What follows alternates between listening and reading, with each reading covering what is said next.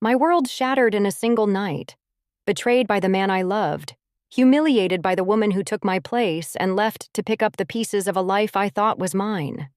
The silence that followed was louder than any scream, and the ache in my chest grew into something darker, something that demanded retribution. Every step I took after that was a step toward making them feel the weight of what they'd done. I was 32 when it all began to unravel, standing in my small apartment in Portland, Oregon, staring at my reflection in the bathroom mirror. The woman looking back at me was someone I'd worked hard to become, strong, polished, the kind of person who had it all together.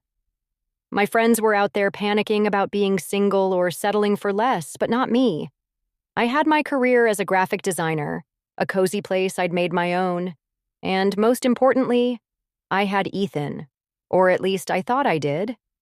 Ethan was my safety net, the one I could always count on to be there, even after we'd parted ways. I wasn't desperate, I was strategic. I knew he was out there in Seattle, still tethered to me by the threads of our past. That was enough to keep me steady, or so I believed. Ethan and I had been together for 5 years, starting back in 2016 when we met at a coffee shop in Portland. I was sketching in a notebook and he'd leaned over, all easy charm, and asked if I was drawing him. His grin was disarming, his hazel eyes warm, and by the end of that week, we were inseparable. He was the kind of man who made you feel like you were the only person in the room. Thoughtful, generous, always planning little surprises like weekend drives to the coast or leaving notes on my fridge. We'd built a life together, full of late-night talks and shared dreams, until he got a job offer in Seattle in 2021. It was a promotion he couldn't turn down and I couldn't follow, not with my career finally taking off. We called it bad timing, promised to stay close, and parted with tears and a hug that lingered too long. I told myself we'd find our way back to each other. True love always does, right? Even after the breakup, we never really let go. We texted every few weeks, nothing heavy, just enough to keep the connection alive. I'd send him a photo of a sunset over the Willamette River, or he'd share a funny story about his new office. I followed his Instagram, liked his posts, and he watched my stories religiously. It was our unspoken agreement, a way to stay in each other's orbits without admitting we weren't ready to let go. I'd scroll through his feed sometimes, smiling at the familiar way he captioned things. Short, witty, always with a hint of sarcasm. It made me feel like he was still mine, in a way. Dating after Ethan was a letdown. There was this one guy, Matt, who I saw for a few months in 2022. He was nice enough, a software developer with a decent smile, but he lacked something. Ambition, maybe. Or that spark Ethan had. The way he'd plan a whole day just to make me laugh. Matt didn't get it. He'd show up late, forget plans, and once, he actually suggested we just chill for Valentine's Day. I ended it after that. Every guy I met, I measured against Ethan, and they all came up short. In my heart, I knew Ethan and I were meant to be. The universe would figure it out. Maybe I'd get a job in Seattle, or he'd move back to Portland. I held on to that hope like a lifeline. But then, in the spring of 2024, I noticed a shift. Ethan's texts got shorter, his replies slower. He was still watching my stories, but something felt off. I started paying closer attention to his Instagram, and that's when I saw her, Lila. Her name popped up in a comment on one of his posts, a flirty little "miss you already" that made my stomach twist. I clicked on her profile, and there she was. This perfectly curated Instagram girl with glossy hair and a wardrobe that screamed effort.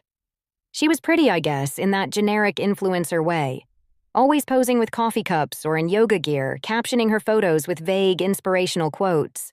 I rolled my eyes, dismissing her as shallow, but then I saw it. A post from Ethan's apartment. She was standing at his kitchen counter, wearing one of his old flannel shirts, stirring a pan of eggs. The caption read, "Morning vibes at home." I knew that counter, the black granite with the chip in the corner from when we'd dropped a wine bottle one tipsy night. My heart sank. She wasn't just passing through, she was in his space, claiming it. I told myself it wasn't a big deal. Ethan had dated before and none of them lasted. But then I saw him repost her story. A photo of them laughing at some rooftop bar, his arm around her waist. He'd never done that with me. Not once in all our years together. We'd kept things private, sacred. Seeing him broadcast her to the world felt like a slap. I scrolled deeper into Lila's feed, each post a knife to my chest. There they were, hiking in the Cascades, sipping wine at a vineyard, her head on his shoulder at a concert. They looked happy, real, in a way that made my memories with him feel like they belonged to someone else. Ethan was different with her, looser, more carefree, doing things I'd begged him to try, like kayaking or dancing. I didn't recognize this version of him, and it hurt more than I could admit. I couldn't just sit there.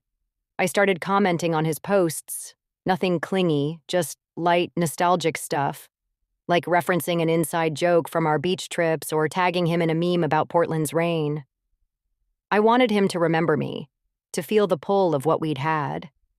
At first, he engaged, dropping a laughing emoji or a quick, ha ha ha, classic.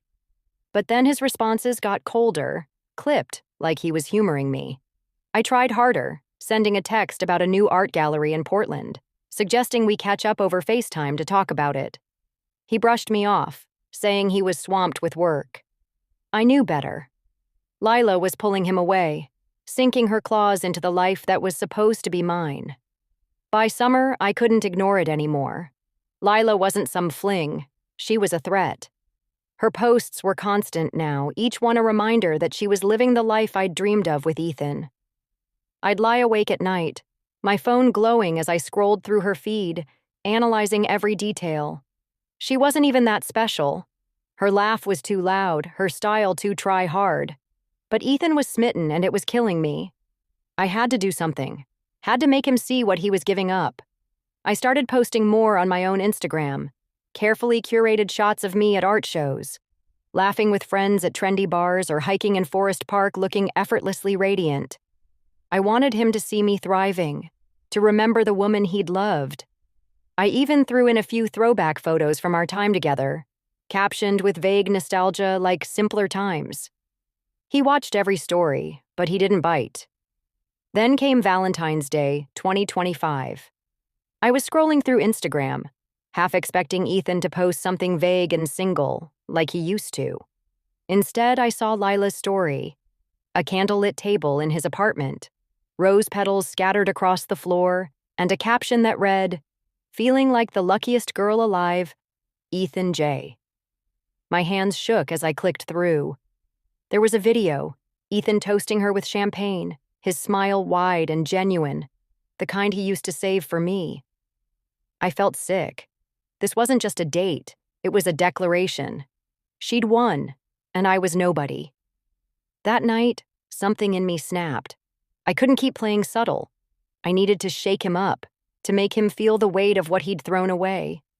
I started planning not just to get his attention, but to make them both pay for what they'd done. I wasn't going to beg or cry, I was going to take control. First, I doubled down on my social media game. I posted photos from a weekend trip to Cannon Beach, my hair wind-tossed and my smile bright, captioned, "Chasing Freedom." I made sure to tag a mutual friend, someone I knew would mention it to Ethan. I started going to events I knew he'd hear about. Gallery openings, music festivals, places where our old circle overlapped. I wanted my name in his head, inescapable. But that wasn't enough. I needed something bigger, something that would hit them where it hurt. I remembered how Ethan used to talk about his dreams, opening his own architecture firm, designing sustainable homes. He'd always been passionate about it, sketching ideas late at night while I watched. Lila didn't care about that. Her posts were all about her workouts, her brunches. I decided to use it. I reached out to a contact in Seattle, a gallery owner I'd worked with on a freelance project. I pitched an idea, a showcase of local architects, highlighting their visions for eco-friendly design. I casually mentioned Ethan, knowing he'd be perfect for it. The gallery owner loved the idea and reached out to him directly. I didn't tell Ethan it was my doing, but I knew he'd be flattered, tempted by the chance to shine. When he posted about the showcase, I felt a thrill. Step 1 was working. I commented, all supportive and proud. "This is so you. Killing it." He liked the comment but didn't reply. Fine, I thought. I'd keep going. I started digging deeper, looking for ways to unsettle Lila. I noticed she was big on her fitness brand. She taught yoga classes and sold overpriced athleisure. I created a fake Instagram account, just a random fitness enthusiast, and started engaging with her posts. I'd leave comments like, "Love your energy. Any tips for staying consistent?" She ate it up, responding with emojis and advice. I kept it up for weeks, building trust, until I saw my opening. Lila announced a pop-up yoga event in Seattle, a big deal with sponsors and local influencers. I knew Ethan would be there, cheering her on. I used my fake account to message her, suggesting a collaboration with a Portland-based wellness brand I claimed to represent. I fed her a story about how we'd seen her work and wanted to feature her in a campaign. She was thrilled, asking for details. I strung her along, feeding her vague plans, knowing it would distract her, make her overcommit. I wanted her to slip, to show Ethan she wasn't as perfect as he thought. Meanwhile, I kept my own life loud. I posted about a new design project I'd landed, a sleek website for a local brewery. I made sure to mention how busy I was, how fulfilled, but always with a hint of mystery, like I was living a life he couldn't quite touch. I knew he was watching because our mutual friends would mention it. "Ethan asked about you the other day." Good. Let him wonder. The yoga event was my turning point. I drove up to Seattle telling myself it was just to see how things played out. I didn't plan to confront anyone, but I couldn't stay away. The venue was packed, all fairy lights and overpriced kombucha. Lila was in her element, leading a flow class in a neon sports bra, her smile radiant. Ethan was there, of course, snapping photos for her Instagram like some lovesick assistant. I stayed in the shadows, my hoodie up, watching. My heart pounded, not with sadness, but with something sharper. Anger, maybe. Or resolve. I saw the way she leaned into him after the class, the way he looked at her like she was his whole world. It was too much. I didn't approach them. Instead, I used my fake account to post a cryptic comment on her event post. "Amazing class, but heard some whispers about the brand collab. Hope it's legit." I knew she'd see it, knew it would plant a seed of doubt. Sure enough, she messaged my fake account later, asking what I meant. I fed her a vague story about hearing things from other influencers. Nothing concrete, just enough to make her paranoid. I wanted her to question her perfect little world, to wonder if Ethan was part of it. Back in Portland, I kept up the pressure. I sent Ethan a package, a sketchbook I'd found in my closet, filled with his old drawings from our time together. I included a note. "Found this and thought of you. Hope you're still dreaming big." It was sentimental but calculated, a reminder of who we'd been. He texted me a week later, a simple, "Thanks, that was sweet." It wasn't much, but it was something. I could feel the cracks forming. By April 2025, things started to shift. Ethan posted less with Lila, and her stories felt forced, like she was trying too hard to prove she was happy. I heard through a friend that they'd had a fight.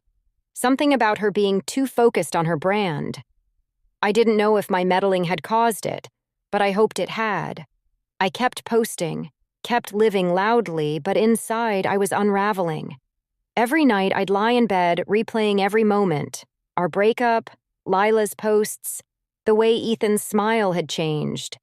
I wasn't just fighting for him anymore. I was fighting for myself, for the version of me who'd believed in us. One night I got a call from Ethan. It was late, past midnight, and his voice was heavy. "I saw your posts," he said. "You're doing great, huh?" I laughed, keeping it light, but my heart was racing. We talked for an hour, about nothing and everything, old memories, new dreams. He didn't mention Lila, and I didn't ask. For the first time in months, I felt like I was winning. But as we hung up, he said something that stopped me cold. I'm glad you're happy. You deserve it. Happy? I wasn't happy. I was furious, heartbroken, plotting. But he didn't see it. He didn't see me. That call changed something. I realized I wasn't just trying to get him back. I wanted him to hurt, to feel the betrayal I'd felt. I started planning my final move. I knew Ethan was speaking at the architecture showcase in June. I reached out to the gallery owner again, this time suggesting a surprise guest, a mentor Ethan had always admired, someone I'd tracked down through LinkedIn. I spun it as a favor, a way to elevate the event. The owner loved it, and I knew Ethan would be floored. I wanted him to feel grateful, indebted, but also to see me there, in the audience, the one who'd made it happen. The night of the showcase, I drove to Seattle again. The gallery was sleek, all glass and exposed brick, packed with people in tailored jackets and artsy scarves. Ethan was on stage, his voice steady as he talked about sustainable design. His sketches projected behind him. He looked good, confident, but I could see the strain in his eyes. Lila was there, but she stood off to the side, scrolling her phone, barely watching. When the mentor walked out, Ethan's jaw dropped. The crowd clapped, and I saw him scan the room, looking for me. I'd told the owner not to mention my name, but Ethan knew.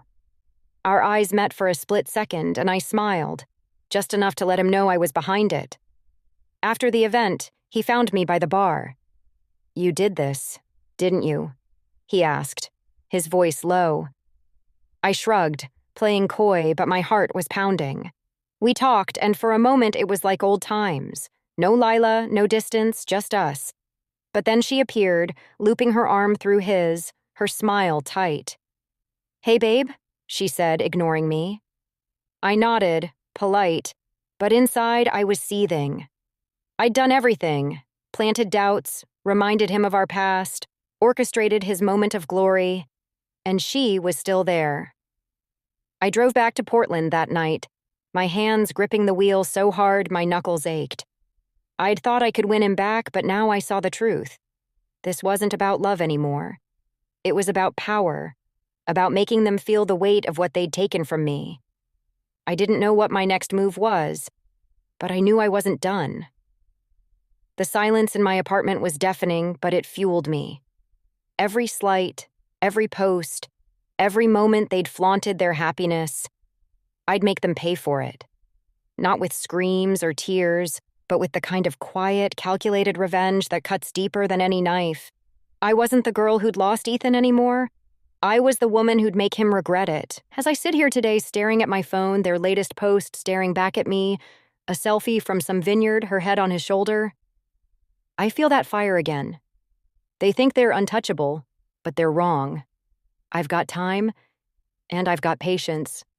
And when I'm done, they'll know exactly what it feels like to lose everything